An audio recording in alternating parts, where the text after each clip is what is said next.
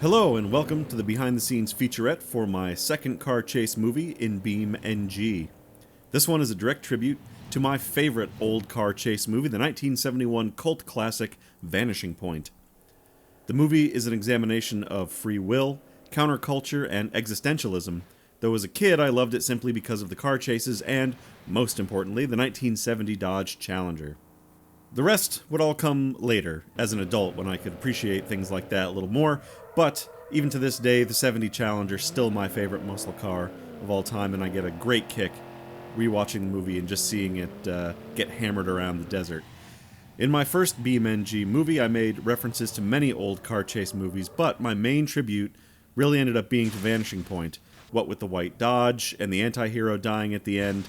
After I upgraded last year to a much improved computer, I had some requests to remake that movie in a 60 frames per second version. I don't like remakes, and it's such a time investment that I wasn't going to do that. If I was going to make another one, it was going to be from scratch and it was going to be something new. So I ended up having the idea that maybe a short direct homage to Vanishing Point would be a fun project to fill the gap before I made another long movie. Of course, that's not what happened, as it instead became a full-time project itself, and now I have an almost 30-minute long movie. The beginning and ending scenes are right from the original film. In fact, I'm pretty proud that I was able to match most of the beginning scenes shot for shot, though I didn't have a 1960s style delivery van, which in the movie is the CBS TV station showing up, but I substituted a modern box truck, which I'm sure will drive the meter maids crazy, so be on the lookout for comments about that. I did find a Bell helicopter for BeamNG, but it's an older mod and I couldn't get it to work right. Every time I loaded it, the engine would seize up and explode, so I was not able to use it. So this movie starts to deviate from the original in the scene that would have had the helicopter when I used the '01 Bird Dog plane instead. And then after that scene, it's all original. It's us exploring the map in Utah until we get back to the ending crash, and then that's back to the source material. Filming of this started on March 23rd, 2020, and ran for around 2.5 weeks, wrapping up on April 8th. I spent the next month editing and working on music, completing the chase song on May 3rd, and the final edit of the movie was done the next day. I filmed a total of 3 hours worth of footage, edited down to a final running time of 28 minutes. Today what we're going to be looking at is the final big crash of the movie. Not the final one at the barricade, but the big one at the end of the song that has multiple cars crashing. We're going to recreate that crash from the movie to show you how I did it, what tools I used, and also just give you a sense of how much work goes into making one of these films. This will be just one part of one of the scenes. I divided the filming of this into 10 scenes, just to make it easier to track, and so this crash is at the end of, I think, scene 8. Welcome to beautiful Utah. This is where I spent most of my time filming this particular movie. The real Vanishing Point was filmed in Colorado, Nevada, and Utah as well, so it's fitting that we ended up here. In fact, even though the barricade in the movie is supposedly in California near the state line, that location was in Cisco, Utah, on the east side of the state. So, nowhere near California. The place is a ghost town now. I was just looking at it on Google Maps. There's nothing there but debris, rotting old cars, and a few ramshackle shacks that are barely standing. One of the shacks near the road has some graffiti spray painted on it, and it says, "Kowalski lives," on the side of the building, and that made me laugh. But yeah, here we are, filming in Utah. This is a stock map, so it was made by BeamNG, and because of that, it's highly detailed. It's a very, very beautiful map. I found that some of the community mods can be lacking in that department in some cases. The only thing this map didn't have was some sort of small town to set up the barricade in, so that's why I used the Black Hills map for the beginning and ending scene, because it had that little ramshackle town that was very reminiscent of Cisco, Utah. But it didn't have any of the other things I needed for a good chase, including smooth roads. There's very rough roads for some reason, on purpose apparently. So that's why we switched between a couple different locations, just like real life. So we're here at the little airport, the dirt strip, over in the middle of the map. Now, in the previous scene, we just had the big car chase through the mine. And we come out here and then down the runway and then circle around back to the main road, which I actually ended up using a couple of times. It's not supposed to be the same road, but it's the only really good straight sort of back road that we had that wasn't the highway. I didn't want to film on the highway in this one, so this road gets used about 2 or 3 times, but it's not supposed to be the same location, but it is the same shooting location. So here we go, we've got some movie cars positioned on the road. We'll get to them in a second. First I want to talk about the genesis of a crash, of a stunt. I think about, what sort of thing I want to see in the movie, and then in some cases I'll actually storyboard it out. And storyboarding, very helpful. It doesn't have to be fancy at all. You just make basically stick figures. I mean, I'm a terrible drawer, but, that doesn't matter. You just need to get something manifested physically into the world that you can reference and keep your thoughts straight. So that can be very helpful sometimes. I don't always do it. Sometimes I just know what I want to see in my mind and then try to execute it. And other times I'll write it down just to organize my thoughts a little bit better. Now, what I envisioned for this stunt, we've got the lead car, we have the coronet, and pursuing him are the 2 police cars that came out of the mine. So we just swung out of the mine back onto the main road, and we have those other 2 cars that broke off earlier before the dirt road chase. So they've somehow circled back around, so now they're coming head on. So what I was thinking was that the coronet would go in between the 2 other oncoming cars, and then that would be the perfect recipe for a sweet head-on collision with the rear cars. And I specifically wanted the blue buck here, this police interceptor, to not just hit the other car, but to hit in the front quarter and then do some rolls. So that's gonna require a little bit of finagling because that doesn't naturally happen, but we're gonna make it happen. So that'll be fun. So yeah, so we've got this, the blue buck here, and then we have the 68 Coronet 440, which is our police coronet here, chasing our, well, I guess it's not really good guy, bad guy, because this is the cops, so technically these are the good guys, and the white coronet is the bad guy, but hero, anti-hero, maybe. Terms are all relative here. But anyways, this is sort of a reference to the 1997 remake of Vanishing Point, where a local sheriff had his own, he had a Dodge Charger that was black, and him and a deputy jumped into that to go chase down Kowalski in his Challenger. And then they end up crashing and rolling the Charger, which is what we're going to see here as well. That'll be the second half of the stunt. It's broken up into 2 sections. The first section is the head-on crash and that carnage, and then the second section is the cannon rolling of this coronet here. So we'll take a look at both of those. Now, on the opposite end of the road, we have our other 2 oncoming police cars. So we have the old Burnside here, the old Chevy look-alike, which has been pursuing Kowalski through the whole movie so far. And then we have this other interceptor, blue buck, behind.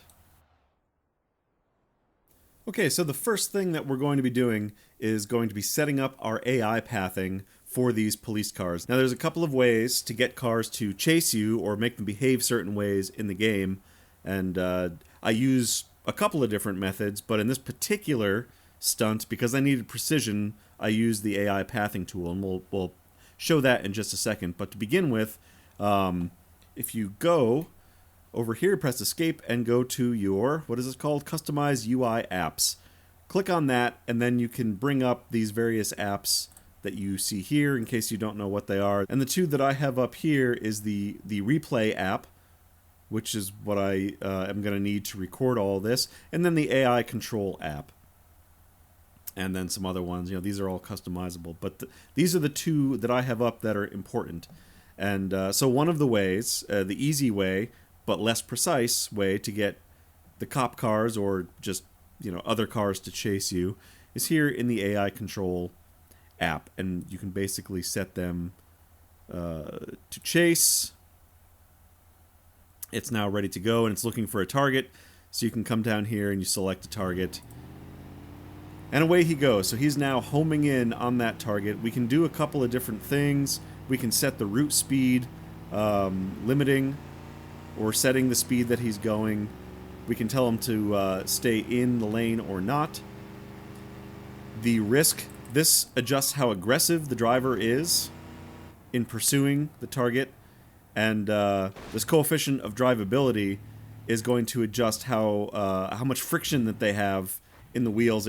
A higher number will help keep the AI on the road, especially with high-powered vehicles.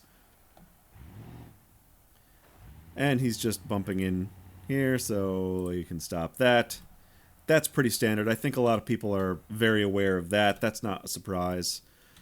And the method that we're going to use for this stunt is the AI pathing tool. So press F10, and that brings up this world editor here. And if you go to Tools, what we want is the Script AI Manager tool. So you bring this sucker up, and you can see that it has all of the current cars spawned into the world.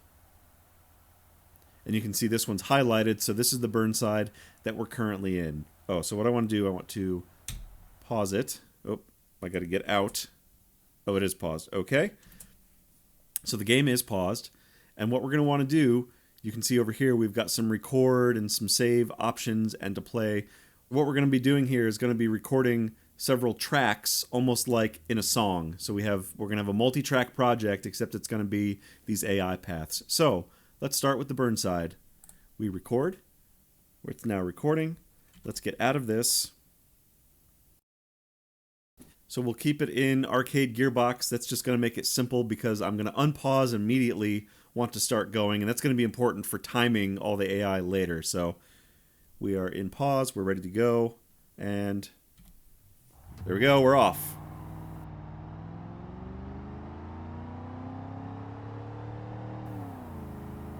Now the important thing to keep note while we're recording this route is that it can't be too crazy because the AI has to be able to follow it later. And then we come around the corner here, and then we're on the straightaway. The crash has already happened, so this is all superfluous here. We'll come to a stop. Okay, and then, so we'll pause, F10. So we'd have now recorded our track. If we hit stop recording, we have a pink displayed path. Here in the debug thing, you can see that's selected. So we can see the path that the AI will try to follow when we replay that pathing, and we can turn those on or off. And so we can see here, like this is like I said, pretty gentle curves. With the Burnside, it's not too much of an issue because it's not a particularly overpowered vehicle. But we'll see with the Coronets specifically that those the AI has a real problem with those sometimes. So coming around the corner, we know that the crash is going to be somewhere in this vicinity on the straightaway. But we don't know where yet specifically, and we'll get to that in a minute. So the next thing we want to do, let's reset this guy, and we want to get to, there we go, to this blue buck. That's what we're going to record next. We are still paused. Let's put you in arcade, gearbox, F10. So now what we do, just like recording a song, we're going to press play on that Burnside, and you can see that he is now loaded and prepped to make his run. And we're going to record on this blue buck, confirming that this is the vehicle that we're in by the highlight. So now, just like before, we are ready to go. Just as we unpause.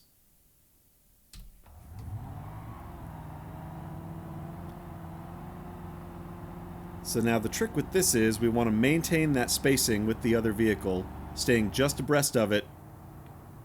You can see we're already behind. Nope, so we've already messed that up. So, not a problem. We just get out, pause, F10, and we say, screw you, stop recording. Reset the vehicle.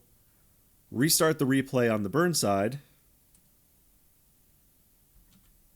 So you can see we're all back in position, and then we just restart the recording, and it'll overwrite whatever was previously in there. So if you mess up, Not a big deal. You just overwrite it, start again. So let's give this another shot.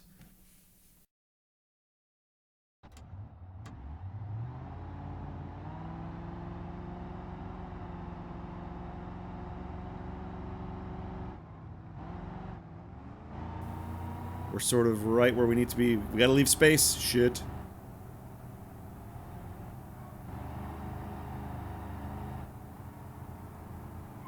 And then he just goes off. There.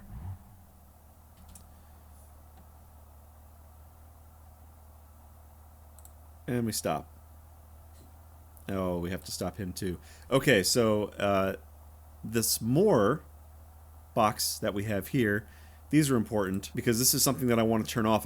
Currently it's got the debug on, which is showing us the pathing, or the display IDs where we've turned on, or it loops the replay. So you can actually have a replay just looping itself over and over and over again, and I want those off because I don't want them to loop. That would cause problems for what I'm doing right here.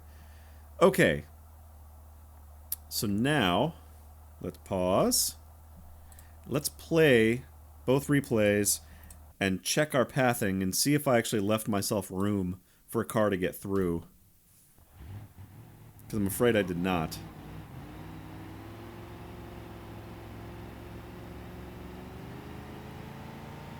Oof. Okay, so you can see that in this case, oh god, the AI is behind what I was driving.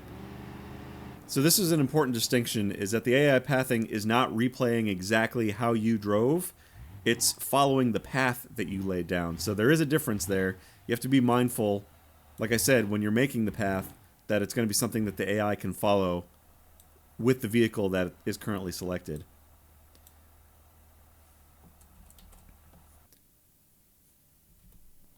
And they don't always drive the same path the same way, but I think this one got a little too close.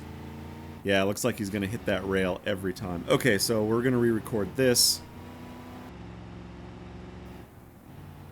Okay, manages the turn a little bit better. We're still way behind the other car with acceleration.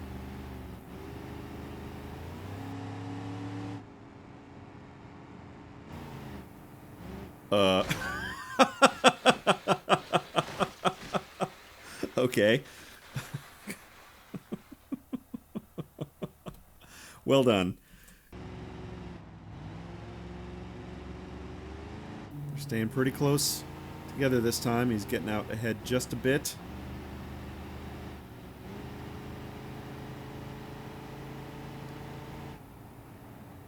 And then he goes off the road. Trying to follow that path, but not doing the same skid I did. Okay, that is going to work. That is going to work. The next thing is going to be to drive our hero car in between them somewhere in this vicinity. And there should be plenty of room. So let's do that now. So let's shift to, there we go, there's our coronet.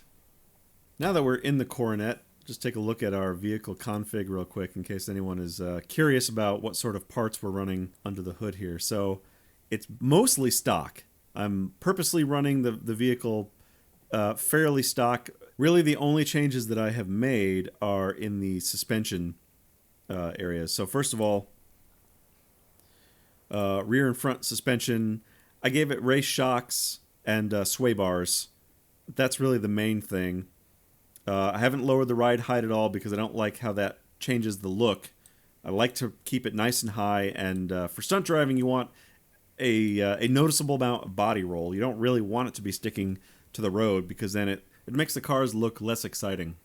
A decent amount of body roll is not only appropriate for the period that we're filming in, but also it helps give the illusion of more speed, so you can actually even get away with doing stunts at a lower speed, but they look faster because the cars are rocking and rolling down the road so much. So I like to keep the ride height nice and high up at stock levels, but we do have the race shocks, torsion springs, and the sway bar going. So if I need to tighten some stuff up, I can.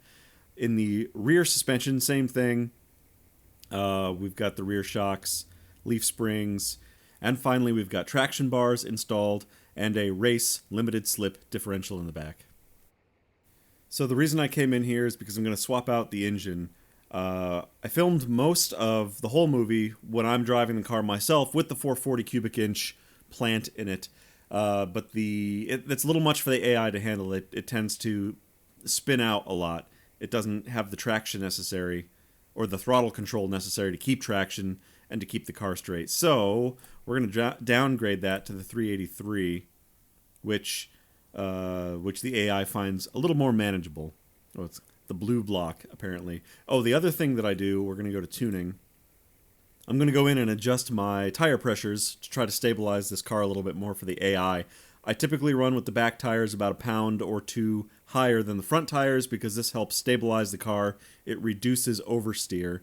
So I'm just going to pop in and I'm going to make that pressure differential higher to cut down on the oversteer even more. So we'll just raise the back tires a pound or two, and that should help even just a little bit so the AI doesn't go spinning off the road.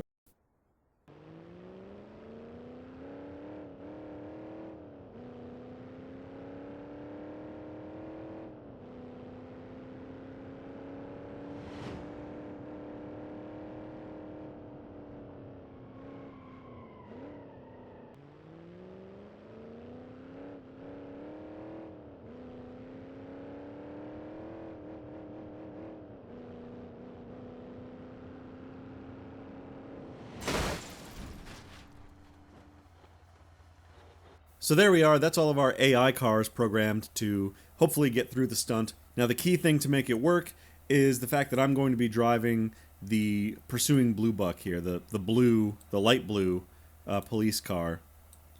It's going to be my job to actually hit the mark that's going to cause the crash. And so to find that mark, we now have to do a dry run. And let's see, let's pause. We need...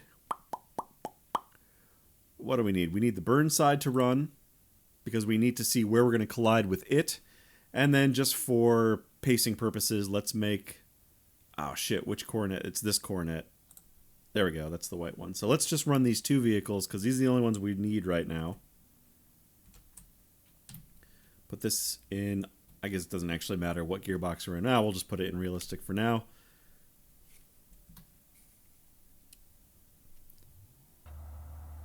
And we're off. So it's important to remember that we need to maintain spacing, not only with the car in front, but also with the car behind, because the other coronet will be right behind us. So then we're coming around the corner. We're looking for this guy. Right here is going to be the contact point. Now, this is assuming a couple of things. This is assuming that the AI in the burn side is going to run the same every time, or that I'm going to run the same every time, which is not always going to be the case, but we at least have a basic idea of where we need to put a ramp, because, like I was saying before, the idea is to hit front left corners on both vehicles, causing the blue car to spiral down the road, and then the burn side to just be wrecked and go off. But if we were just to hit like this, it would basically be a head-on impact. The two cars would spin around each other and then go flying off, but you wouldn't have any necessarily spectacular rolls. So that's the part that we have to make ourselves. That's the fake part. Let's reset both those guys, get them out of the way. Now we introduce a new vehicle, or a prop actually, and that is the flip ramp.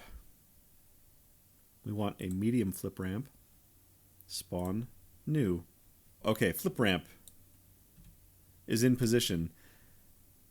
So this next part starts to get pretty complex. If this were real life, I would take this ramp or something similar, just like a more basic pipe ramp maybe, and weld it to the front of the burn side. So it would be a moving ramp that would be attached to the car at all times. I could hit it with the opposing car at any point, and timing would be less critical. And it would also help hide the ramp from the camera because it would still be attached to the car. Not something that I have the ability to do here, so we have this ramp at an approximate impact point that we'll have to probably do a couple times to get right. But then we have the problem of concealing the ramp from the camera. You know, how do we get rid of it? Well, in modern times, we would just CGI it out. If we didn't disguise it well enough, we could just get rid of it. And in a way, that's what I ended up doing here. But But let's go through that process because it's not as easy as I thought it was going to be. Because you can't just delete a vehicle in the middle of a recording, because then it stops your recording. And I was finding that stopping the recording and then restarting it in the middle of the stunt was not lining up as smoothly as I wanted it to. I was losing a couple frames in between, and so that was not good. So I had to devise another way, and that way is also involving our script AI. So you can see that the flip ramp, because it is considered a vehicle, is present in the recording. So what we're going to do... Actually, we don't need to run everything. Let's just run the burn side. Now, all I'm doing here is using the car to move the ramp out of the area of the crash and out of the possible line of sight of any cameras that I would want to film the crash with. So you could do this manually as well, clicking and dragging the ramp out of the way, but I want it to be well clear and I want to do it fast. So I'm just using the burn side to do it quick and dirty.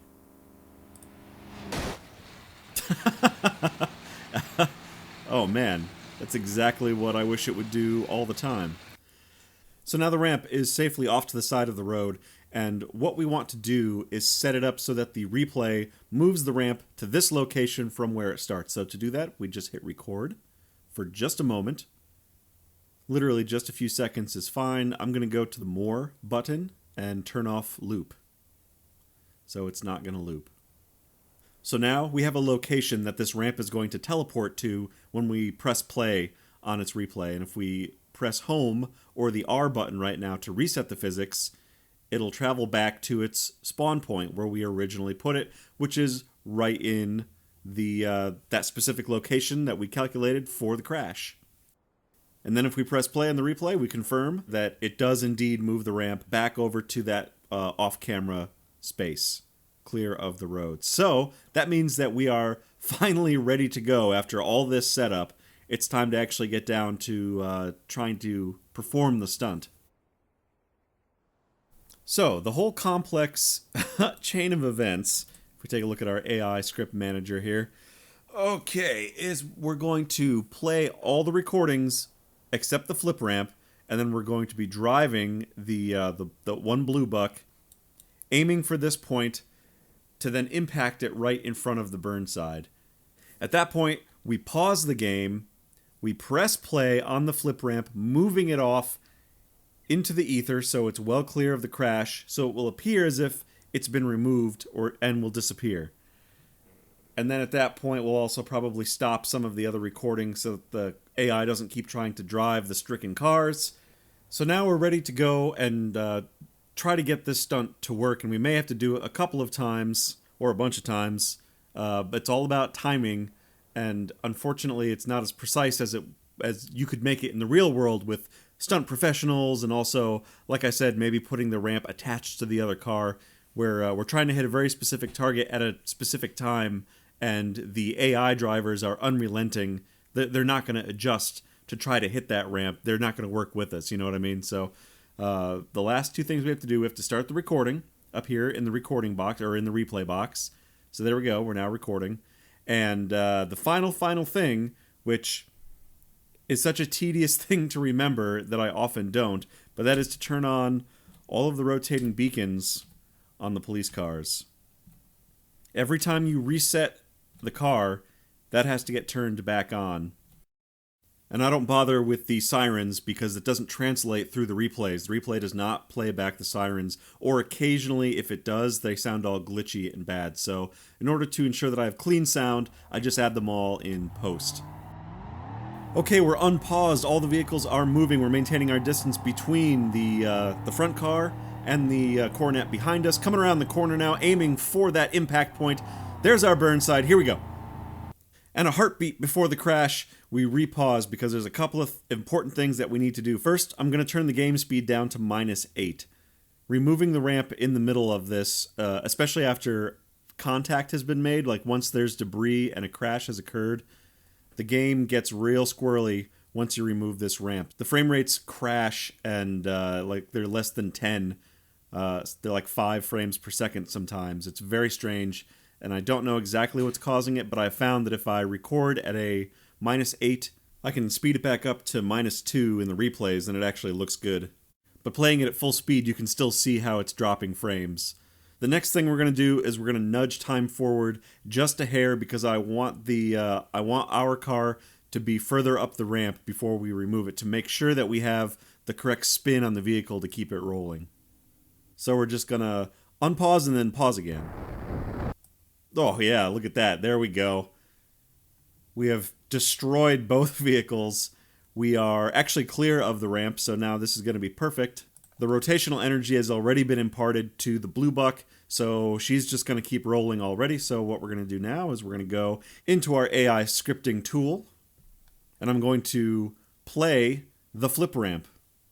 And we're going to watch it disappear as it transports back into our right out of the frame, and there it goes. And now I'm actually just going to stop all the replays. So there, we have nothing playing at the moment. So all that's left to do is just to ride this thing through the rest of the stunt. We are now hands off. There's nothing else that's within our control. Oh, oh, there's the door of the burnside. Hitting our fuel tank and, oh,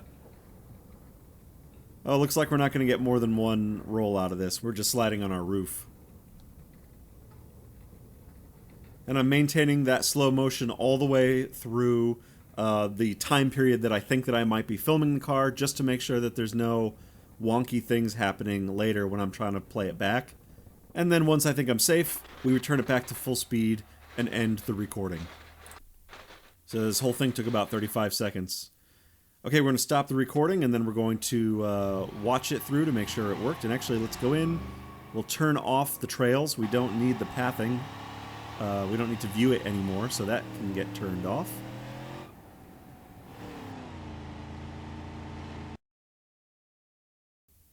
We'll go into our debug tool, and I'm going to change my field of view on the free camera, so we'll zoom in a little bit. Lower numbers mean a narrower field of view, so you zoom in more.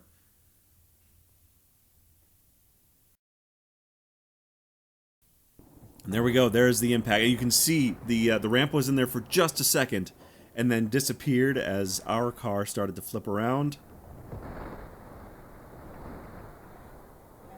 Okay, so this is in slow speed. Let's return it to normal speed and see if it looks weird. Yes, it does. So you can see huge frame rate drops. But if we slow it down to 2 times slower, we can see that it actually looks good and nice and smooth. So I think this one is a keeper. Now, if you don't want any slow motion in the shot, what I did in the movie was I filmed in slow motion and then sped up the clip in the video editor back to normal speed.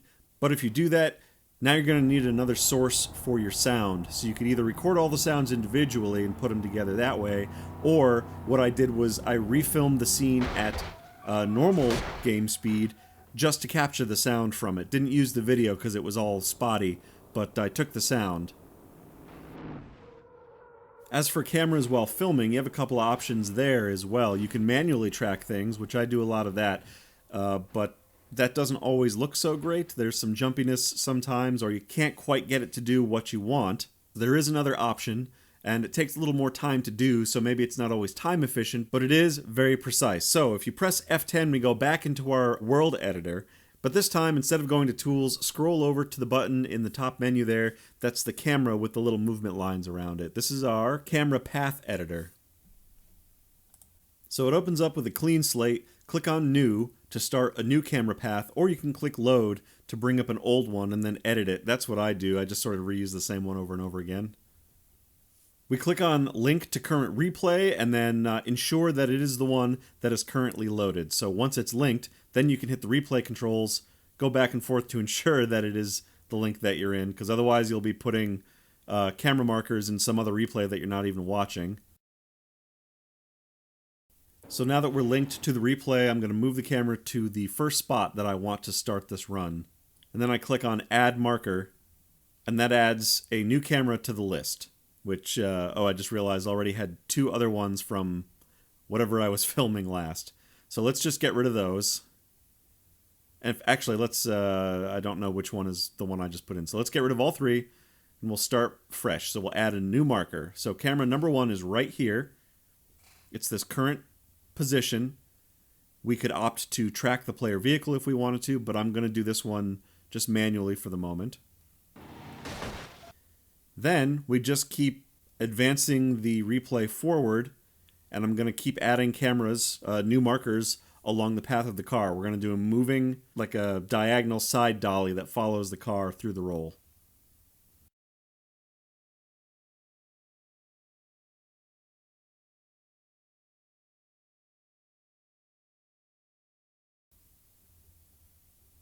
Let's add a third.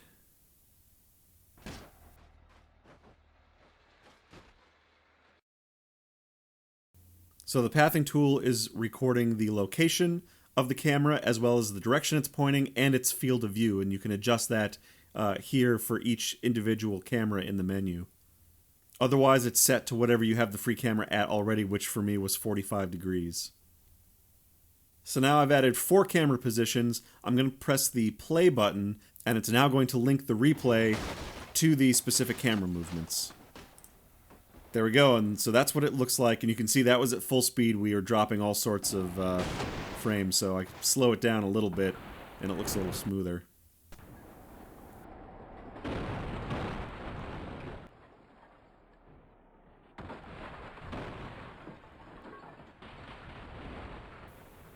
There we go. Much nicer, but you can see it's not quite perfect. There, the car slides out of frame, and then it's very slow to whip around to then target the car again. Now, this is not the end of the world, though. Now, if we back up, first of all, we can back the replay up to prior to that first camera. And if you wanted it to maybe start later or early, you can adjust the times that the camera starts moving. So under global time, that's the time stamp that it's going to start moving. So there we go. So now it's moving a little bit sooner. We're still tracking the car. There it goes out of that frame. So that is, what is that? That's camera 4. We want to adjust the start time on camera 4. And actually we can go to 3 and go to time to next, and we're going to start minusing the time on that, so down by several tenths of a second. So it should start swinging earlier. Yes, there's some improvement. It's still in. So we'll go down a couple more tenths. Now we're down to 2.2. So time to next, that's adjusting how much time passes before the next camera marker starts to take effect. So there we go. Now we've got the camera following the car through the whole roll. So I've made my adjustments to the camera. I'm happy with what I see. So now it's time to film. So now I'm going to press play, close editor. We want to back it up to make sure all this debris and smoke clears. And then I'm going to hit Alt-U to clear the UI. And now I would start recording with whatever recording program I'm using. Oh, and we're still in slow speed. Let's move it up to 2 times slow.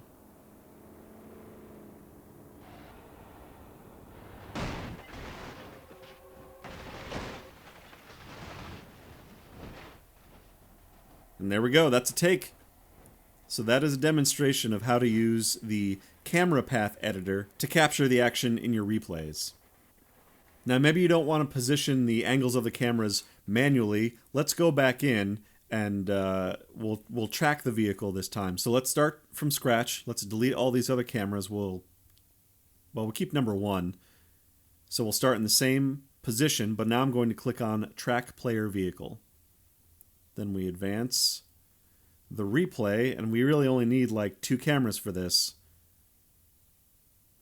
So we'll just move it, who cares, just somewhere down here. So it'll sort of track with the car. We'll add a marker. We'll make sure that it's tracking the player vehicle. And there we go. That should be it. Okay. Make sure you're tracking the right vehicle. So we were just on the burn side, so let's go out and make sure that we are in the blue buck so that the camera will track the correct vehicle. And here we go. There is the contact. There's the roll. Camera's moving and automatically tracking the selected vehicle through the crash, and then it rolls off into the sunset. So there we go. There's a couple of tools at your disposal to make really cool looking replays. So now we move on to the final part of the stunt, which is rolling the black coronet down the road. This is simulating what they call a cannon roll in the stunt world. A roll cannon, or a vehicle cannon, propels a large piston down through the bottom of a car to make it roll at a precise time without the use of rigging or ramps. It was invented by stuntman and later director Hal Needham in 1974 for the John Wayne movie McQ. The first cannon used a black powder charge and a 3-foot section of telephone pole, and with it, stuntman Gary McLarty rolled a Chevy Impala at 80 miles an hour on a beach. McLarty would later ride a Harley-Davidson up a flight of stairs in Animal House and was the car chase coordinator for the Blues Brothers movie. Modern cannons use nitrogen as a propellant, and for the last 10 years or so, cannonless turnover systems have come into use, and they use a pneumatic arm underneath the car that flips it without the danger of pistons flying around. But we don't have a cannon or a pneumatic flip arm here in the game, so I had to cheat and figure out something else to use in the game instead to achieve the same effect. So let's open up our vehicle selection menu and scroll down here to something called the adjustable ramp. Now this is a mod that I just got through the game, through the repository. It's something that somebody made, and it's a adjustable ramp. I mean, it is what it says. But the sneaky thing about it is that it doesn't show up in replays. So very useful. I can position it for, different kinds of stunts, adjust it for whatever I need, and then when you watch it in the replay, the ramp is hidden. You can't see it, so it's a little bit of movie magic. So what I did was I made a preset that I called Roll Cannon that will spawn in here. And essentially, it's got a blunt front end that I'm going to hit with the front of the car while it's in a skid, and that's going to cause it to go into a roll. I adjusted the vertical damping and vertical spring to make it a little more spongy. If it's too hard, it just rips the wheel off the front of the car, and that's not the effect that we want at all. So I just turned these sliders way down, so it's very springy. The size doesn't really matter, unless I had to squeeze it into a tight space, maybe then I would adjust it. But the most important things are the height and the curvature, because we want it as low to the ground as possible. We just want a little speed bump, basically. And I didn't want a flat front, because again, that just rips the tire off the car and wrecks it. So I've set the curve. It sort of has a wing shape. It's an airfoil. And all I'm worried about is the sharp ramp in the front. That's it. Everything behind it is just wasted space. Don't care about any of that. I'm just interested in the very sharp, small ramp, because that's what I'm going to hit with the car. So now that that is positioned, we get our coronet into position here. We hit record. The light bar is on, and even though it won't record, we'll just we'll hit the siren on this run as well, just for fun. Charging up through the gears as we approach our corner. 80 miles an hour as we come around the corner, dodging this debris. There's our target. And over we go.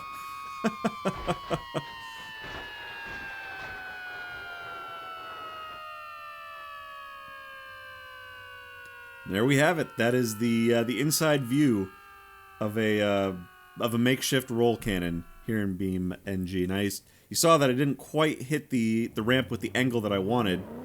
So let's try that again. We'll try to get our slide looking a little more realistic. There's 70. Bit of a slide as we hit, and over and over and over we go. Perfect. We've ended up somewhere off the road, upside down in the dirt. Whoa. The door's flapping in the wind.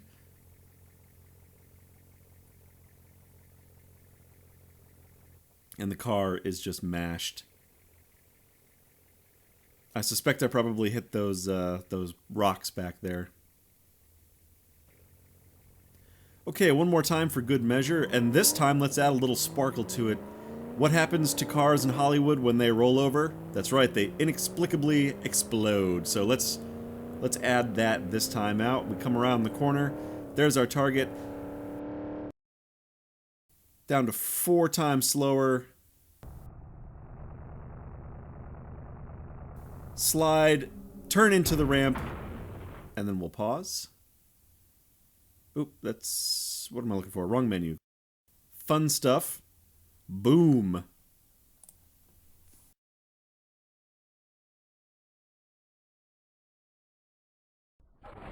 And the car explodes as we just ride through the rest of the roll over and over.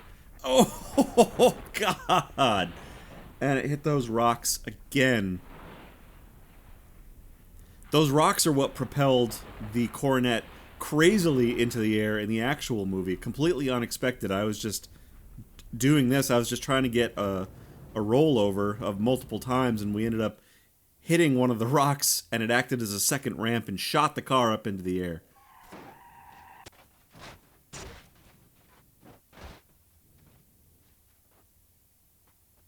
And there we go. Now these are the here's what the stunts look like at full speed.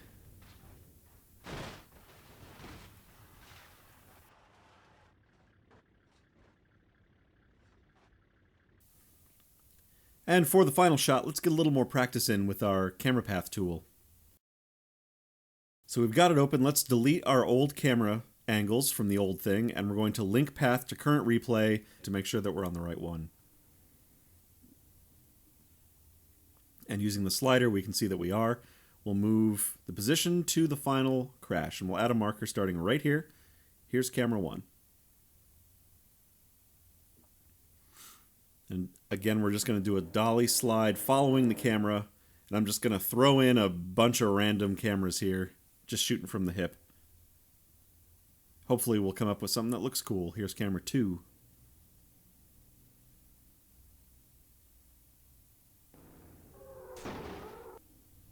There's the hit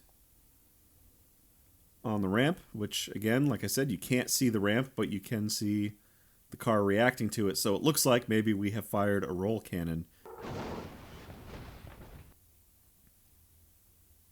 There's the explosion. We'll stay with the car right alongside it. Add another marker. And then he hits those rocks, so we'll... what looks best?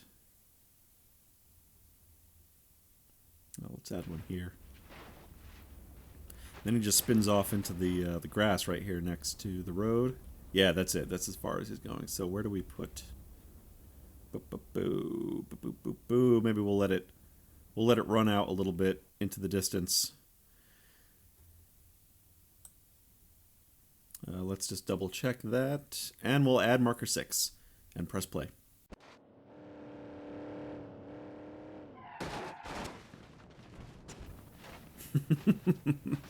Okay, so it looks mostly good. We'll just go in and I'm going to adjust a couple of these starting points on the cameras. So again, taking a couple tenths of seconds off of the time to next.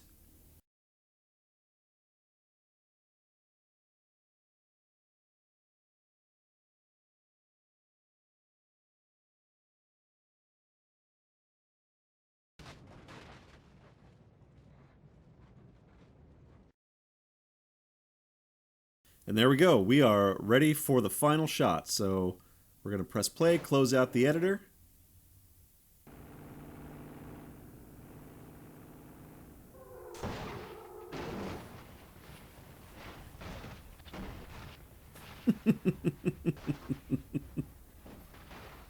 Awesome. Looks great. Oh my god, I love it. Alright, well thank you so much for sticking with me through all this. I hope you found this all very interesting, enlightening. If you just like learning about how I made stuff, I hope you enjoyed it for that. And if you, if you want to go make some of your own stuff, now maybe you have some tools that you didn't have before to go out and make some good looking stuff. So thank you so much for watching. We'll see you next time.